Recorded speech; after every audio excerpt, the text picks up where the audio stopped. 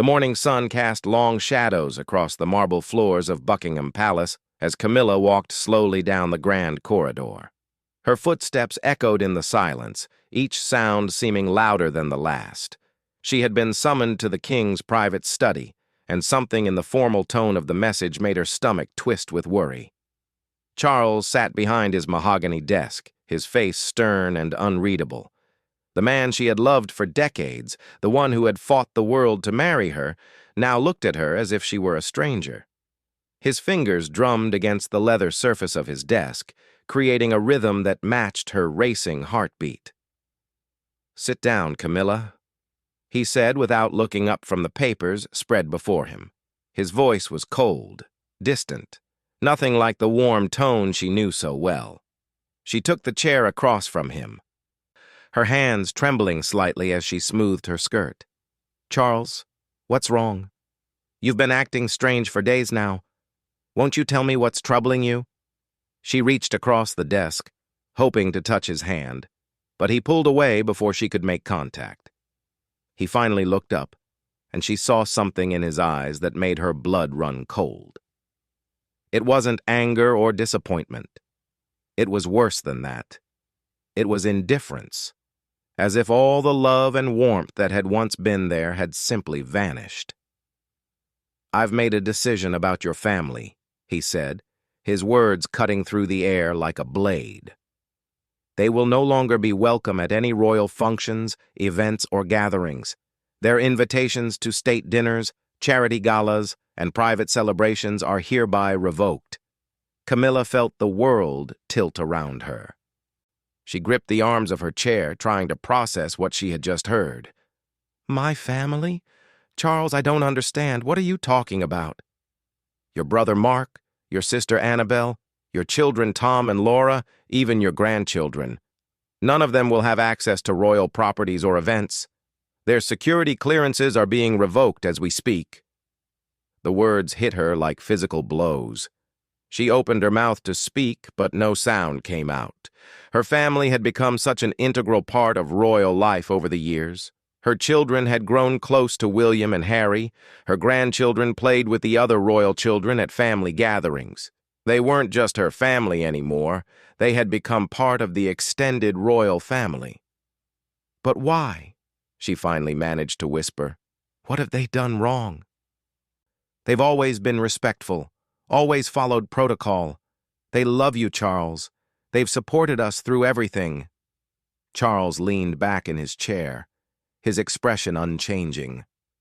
"This decision is final. I won't discuss the reasons behind it. You need to understand that this is how things will be from now on." Camilla's mind raced, trying to understand what could have prompted such a drastic action. Her family had been nothing but loyal to the crown. Her brother Mark had always been discreet about royal matters, never speaking to the press or causing any scandals. Her children had raised their own families with dignity, teaching their children to respect the monarchy and their step-grandfather. Is this about something they said? Something they did? "Please, Charles, you have to give me something." "I can't just accept this without knowing why." Her voice broke slightly, and she fought to maintain her composure. "The decision is made," he repeated, his tone growing sharper. "I suggest you inform them yourself before they hear it from other sources. The palace staff have already been instructed." The reality of what he was saying began to sink in. Her family would be devastated. Her grandchildren, who loved visiting the palace gardens and attending the Christmas celebrations, would be heartbroken. Her children, who had worked so hard to build relationships within the royal circle, would be humiliated. "Charles, please reconsider this.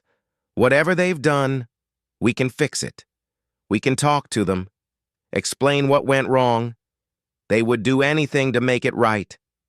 She leaned forward, desperate to reach the man she knew was somewhere behind that cold facade.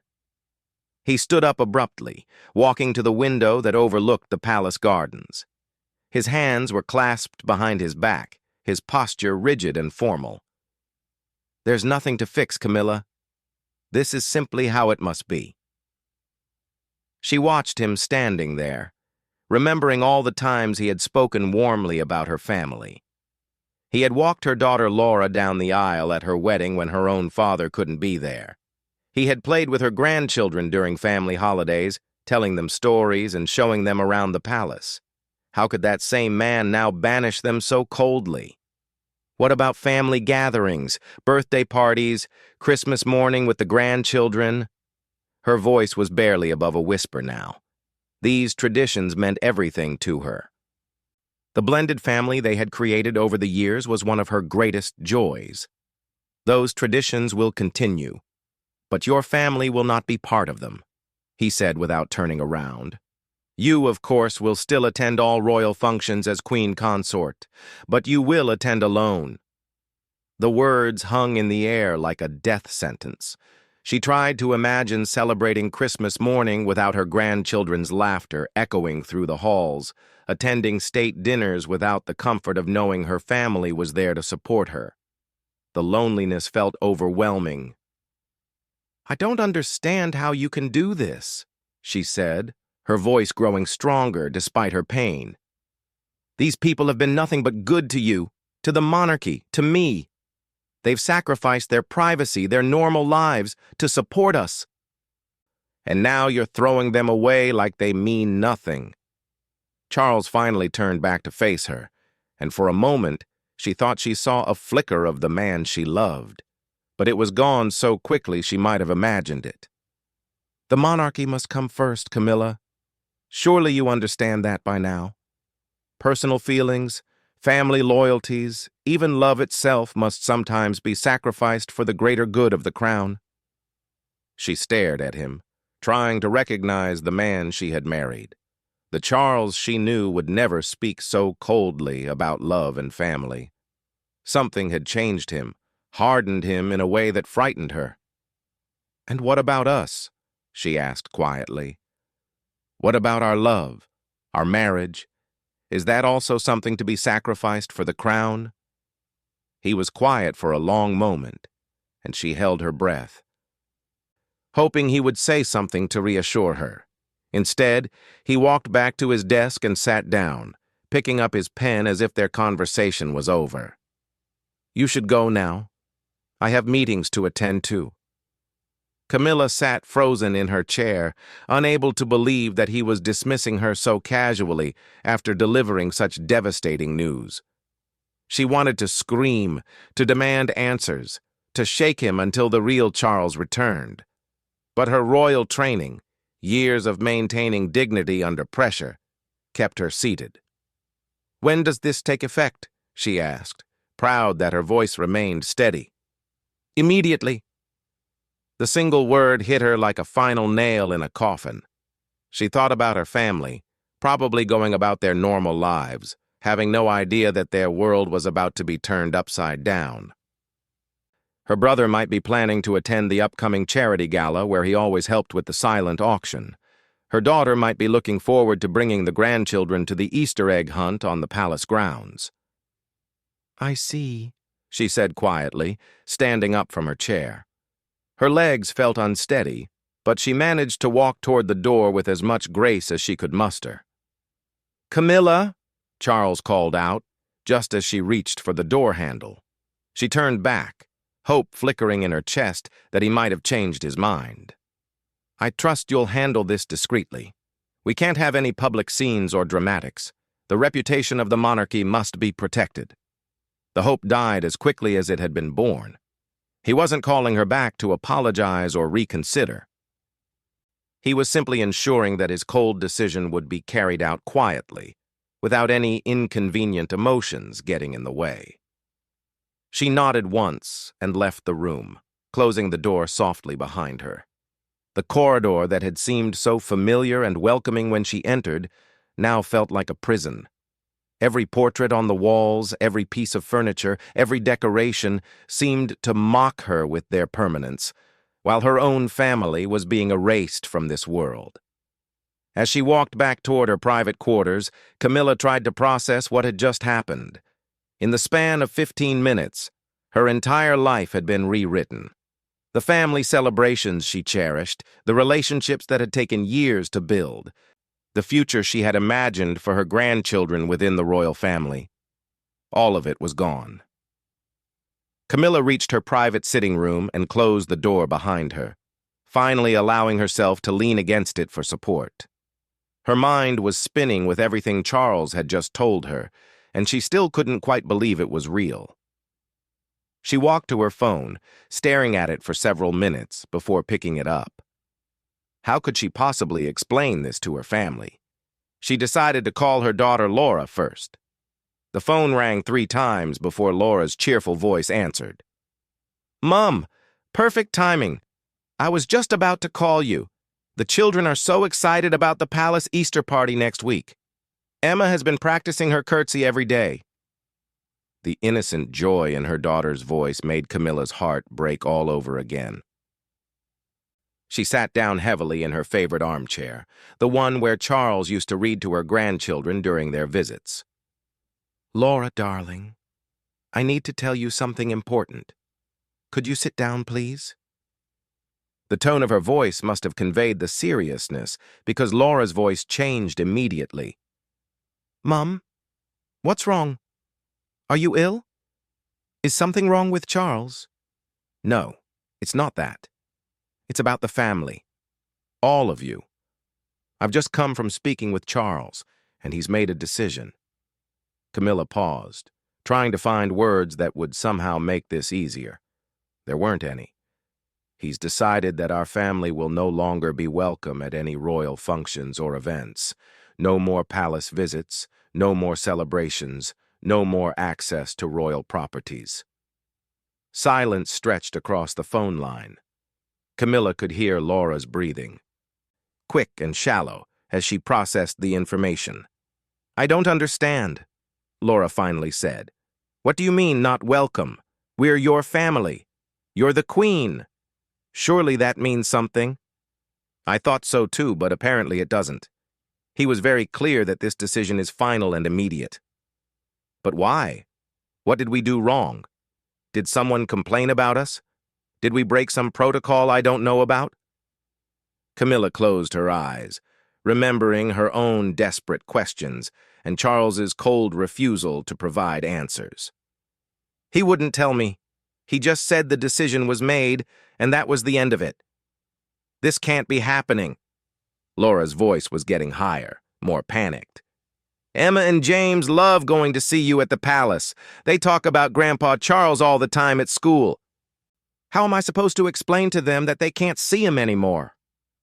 The mention of her grandchildren's confusion and hurt made Camilla feel physically sick. Those children had known no other life than one where they were part of an extended royal family. They called Charles Grandpa and genuinely loved him.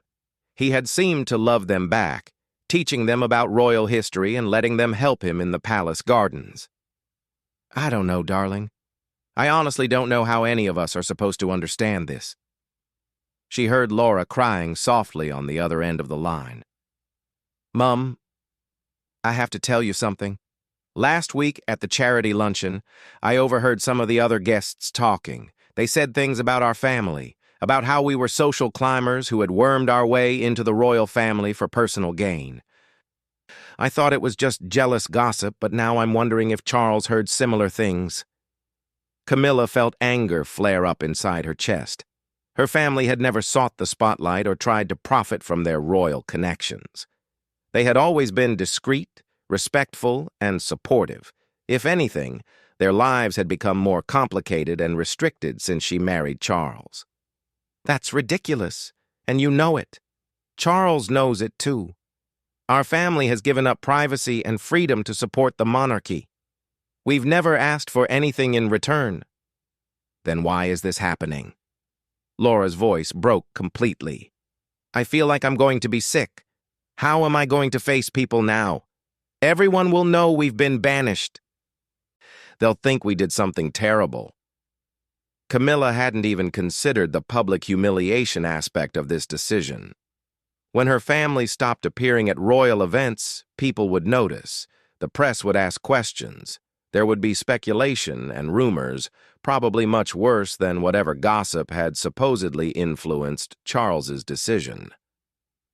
After ending the devastating call with Laura, Camilla knew she had to contact her son, Tom, and her siblings. Each conversation was more heartbreaking than the last.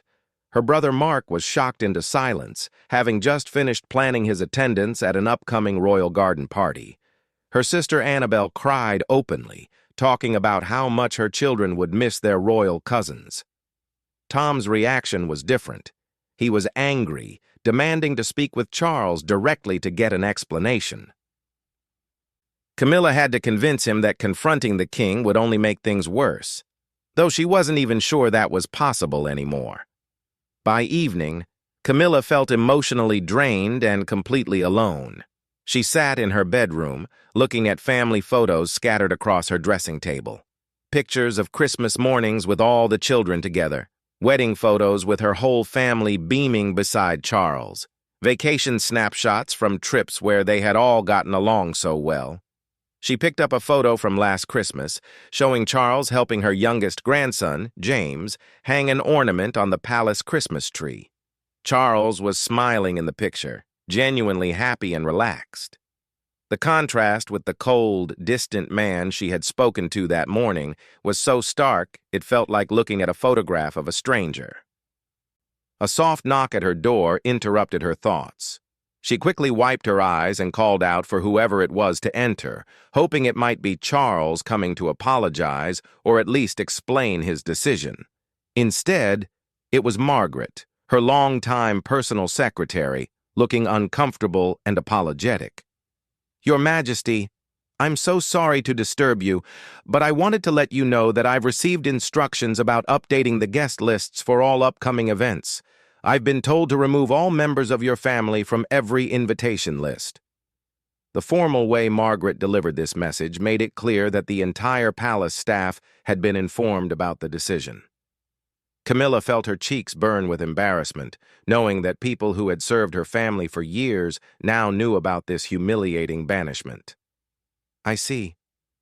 Thank you for letting me know, Margaret. If I may say so, Your Majesty, the entire staff is very confused by this decision. Your family has always been wonderful to work with, very kind and respectful to everyone." Margaret's kind words brought tears to Camilla's eyes again. Even the staff could see that this decision made no sense. After Margaret left, Camilla tried to eat dinner alone in her private dining room, but she had no appetite. Every bite tasted like ash in her mouth. She kept thinking about her grandchildren, probably being told right now that they couldn't visit the palace anymore, couldn't see Grandpa Charles anymore, couldn't play in the gardens they loved so much. She decided to try once more to reach Charles, to appeal to whatever love might still exist between them. She found him in his private library, reading as if nothing had happened. "Charles, please, I'm begging you to reconsider this decision. My family is devastated. The children don't understand what they've done wrong." He looked up from his book with an expression of mild irritation, as if she were interrupting something important with trivial concerns. "Camilla, we've already discussed this. The matter is settled." "But it doesn't have to be. You're the king. You can change your mind. You can undo this."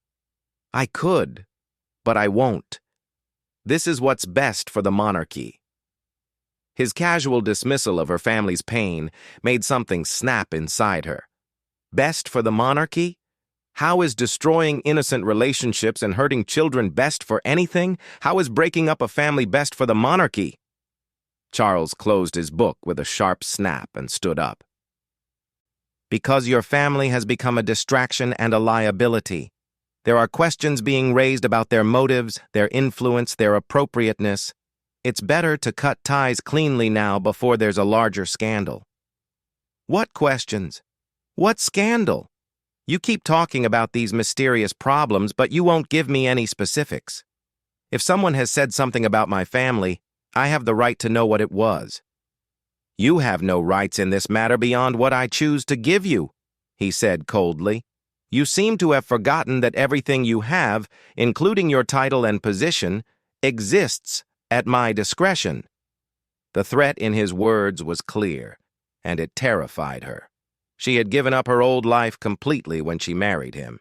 She had no independent income, no home outside the royal family, no identity separate from being his wife. If he chose to cast her aside as easily as he had cast aside her family, she would have nothing. Are you threatening me, Charles? I'm reminding you of reality. You would do well to remember your place and stop pushing me on matters that have already been decided. She stared at him, this man who had once promised to love and protect her, now speaking to her like she was a servant who had overstepped her bounds.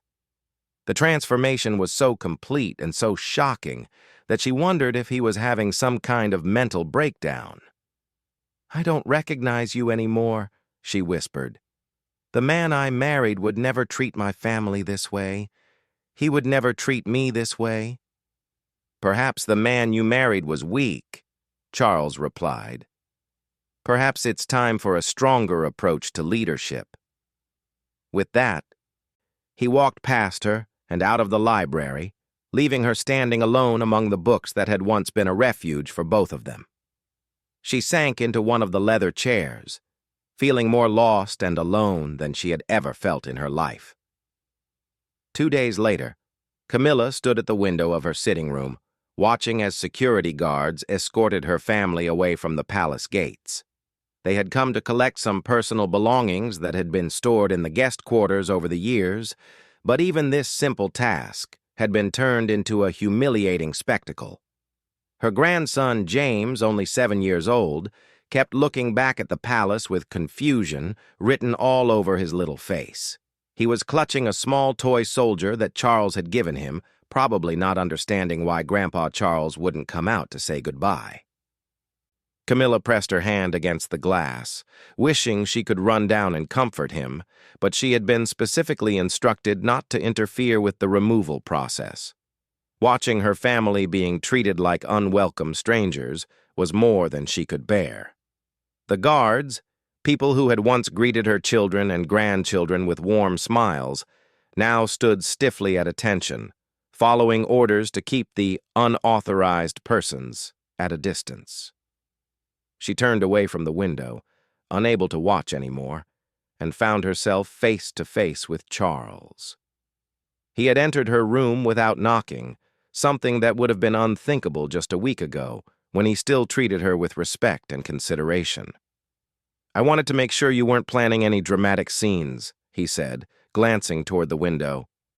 "The last thing we need is for you to run down there and create a spectacle that could end up in the newspapers." "A spectacle?" she repeated, her voice rising despite her efforts to stay calm. "Charles, that's my family down there. Those are my grandchildren being marched away by armed guards. If showing concern for them is a spectacle, then I don't know what kind of person you expect me to be. I expect you to be the Queen Consort of England. I expect you to put duty before personal feelings, the monarchy before your own desires. That's what you agreed to when you married me." Camilla felt something break inside her chest, a final snapping of whatever hope she had been holding on to that this nightmare would somehow resolve itself. She had spent years learning to balance her love for her family with her royal duties, and she had done it successfully. Now he was asking her to choose between them completely, and the choice was being forced on her through cruelty and manipulation. "I never agreed to abandon my family," she said quietly. "I never agreed to have my children treated like criminals. When I married you, I thought I was joining a family, not destroying my own." Charles walked to her desk and picked up a silver-framed photo of her grandchildren playing in the palace garden. He looked at it for a moment, his expression unreadable, then set it face down. "Family is a luxury that royals can't always afford. The sooner you accept that, the easier this transition will be for everyone." "Transition to what? A life where I pretend the people I love most don't exist? A marriage where you treat me like a stranger? Is that really the future you want for us? I want a future where the monarchy is strong and uncompromised. Everything else is secondary." She watched him speak these cold words and felt like she was looking at a complete stranger. The man she had loved for decades. The one who had written her love letters during their long separation. The one who had fought his own family and public opinion to marry her, had been replaced by someone she didn't recognize at all. What happened to you, Charles? Something changed you, and I need to understand what it was. People don't just stop loving their families overnight. For just a moment, his composed facade cracked slightly. She saw something flash across his face. Pain, perhaps, or uncertainty. But it was gone so quickly she might have imagined it. Nothing happened to me. I simply remembered who I am and what my responsibilities are. You should do the same. He turned to leave, but she stepped in front of him, blocking his path. She was desperate now, willing to abandon all dignity if it might save what remained of their life together. Charles, please, just tell me what I can do to fix this. Tell me what my family did wrong, and I'll make sure they never do it again. Tell me what I did wrong, and I'll change. Just don't throw away everything we've built together. He looked down at her with an expression that might have been pity if there had been any warmth in it. You can't fix this, Camilla, because there's nothing to fix. This is simply how things are going to be. I won't accept that, she said, surprised by the strength in her own voice. I won't accept that the man I loved could become this cold and cruel. I won't accept that a marriage built on love could be destroyed by mysterious responsibilities that you refuse to explain. Then you'll have a very difficult time adjusting to your new reality. The casual cruelty of his response was the final straw. Something inside her snapped completely, and she felt her knees give way. The room seemed to spin around her as the full weight of what was happening hit her all at once. She wasn't just losing her family's place in royal life, she was losing her husband, her marriage, and the future she had thought they would share together. She sank to the floor, her vision blurring as shock and grief overwhelmed her completely. The sound that escaped from her throat was barely human, a keening wail of pure emotional agony that seemed to come from somewhere deeper than her lungs. Charles stood over her, watching her collapse with the same detached expression he might have worn, while observing a mildly interesting painting. He made no move to help her, no gesture of comfort or concern. Pull yourself together, he said calmly. The staff will hear you. But Camilla was beyond caring about appearances or protocol. The careful composure she had maintained for days finally cracked completely. She sobbed openly, her entire body shaking with the force of her grief. This wasn't just sadness.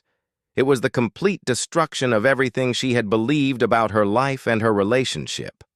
How can you just stand there? She gasped between sobs. How can you watch me fall apart and feel nothing? Because this display changes nothing. Your family is still banned, and they will remain banned. Your tears won't reverse that decision. She looked up at him through her tears, seeing him clearly, for perhaps the first time. The man she had loved was truly gone, replaced by someone who could watch her suffer without feeling any compassion at all. The realization was almost worse than the initial shock of his decision about her family. I don't know who you are anymore, she whispered. I'm the King of England. That's all I need to be. She remained on the floor long after he left the room, crying until she had no tears left. The palace around her, once a symbol of the love that had triumphed against all odds, now felt like a beautiful prison. She was trapped in a life that had become unrecognizable, married to a man who had become a stranger. When she finally managed to stand up, her legs shaky and weak, she walked to her dressing table and looked at herself in the mirror. Her face was streaked with tears, her hair disheveled, her eyes red and swollen. She looked like what she was, a broken woman who had lost everything that mattered to her. But as she stared at her reflection, something else began to emerge alongside the grief. Anger. Pure, clean anger at the injustice of what had been done to her and her family. They had done nothing wrong, and yet they were being punished. She had been a loyal and devoted wife, and yet she was being emotionally abandoned. She thought about her grandchildren, probably crying themselves to sleep tonight because they couldn't understand why Grandpa Charles didn't want to see them anymore. She thought about her children, facing public speculation and private humiliation because of Charles's inexplicable decision. She thought about her siblings, whose lives had been turned upside down without warning or explanation. For years, she had defined herself through her relationship with Charles. She had molded her life around his needs, his schedule, his preferences. She had given up her independence, her old friendships, even parts of her personality to become the wife he needed. And this was how he repaid that sacrifice. But she was more than just Charles's wife. She had been a strong, independent woman before she married him, and perhaps it was time to remember that strength. Perhaps it was time to stop begging for crumbs of affection from a man who had clearly decided she and her family were disposable. She straightened her shoulders and began to clean her face, washing away the tears and repairing her appearance. If Charles wanted to play games of power and manipulation, she would learn the rules. If he wanted to treat their marriage as a political arrangement rather than a loving partnership, she would adapt accordingly. She had survived scandal, public ridicule, and years of separation from the man she loved. She had overcome the disapproval of his family, the hostility of the press, and the skepticism of the British public. She was stronger than Charles seemed to remember, and it was time to remind him.